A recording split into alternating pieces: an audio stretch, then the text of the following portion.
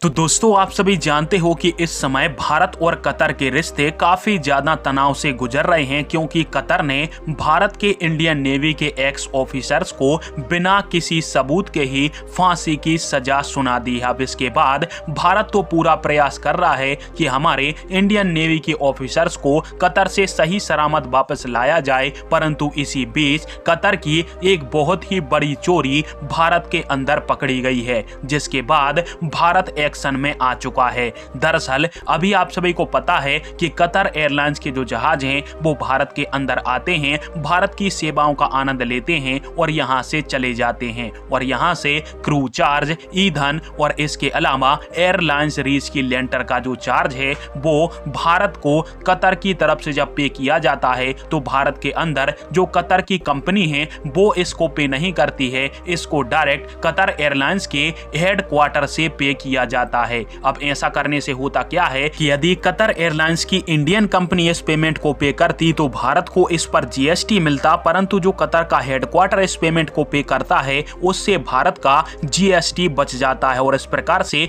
Qatar ने भारत के यहां से जीएसटी टैक्स की चोरी करी है। और यह चोरी कोई छोटी मोटी नहीं है, $7 बिलियन या लगभग 57,000 करोड़ की चोरी 2020 से 2023 के बीच में हुई है। और इसी के बाद भारत सरकार एक्शन में आई है और कतर एयरवेज के साथ साथ Saudi airlines, Oman airlines, emirate airlines और यहां तक कि अन्य जो खाड़ी देश की एयरलाइंस हैं उनके ऊपर भारत सरकार की तरफ से छापेमारी स्टार्ट कर दी गई है। और इसके ऊपर आप सभी इसका आर्टिकल भी देख सकते हो कि भारत जीएसटी के चोरी के बाद कतर एयरलाइंस के साथ कई पर जबरदस्त एक्शन ले रहा है।